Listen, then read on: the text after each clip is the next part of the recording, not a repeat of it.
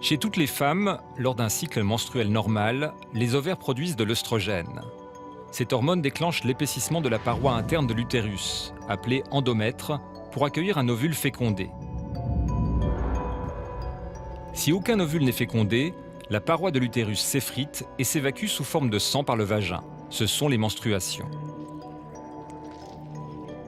Chez les femmes qui ont de l'endométriose, sans que l'on sache pourquoi, du tissu endométrial, comme celui qui se forme à l'intérieur de l'utérus, croît, en dehors, sur d'autres organes.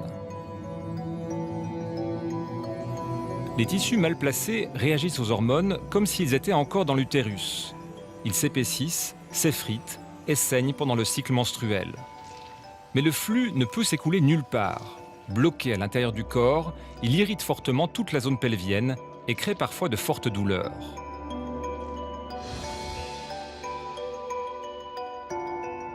L'endométriose peut prendre de nombreuses formes. Chez certaines femmes, les tissus endométriaux forment un tapis à la surface des organes et parfois les collent entre eux. Cela peut boucher les trompes de Fallope et entraîner l'infertilité. Dans d'autres cas, sans que l'on sache pourquoi, la maladie prend une forme profonde. Le tissu endométrial infiltre les organes et forme parfois des endométriomes, qu'on appelle aussi kystes chocolat, des boules de sang coagulées. L'endométriose peut provoquer des saignements hémorragiques, même en dehors des règles. L'étendue de la maladie n'a aucun lien avec la douleur. Un cas grave peut ne pas faire mal du tout.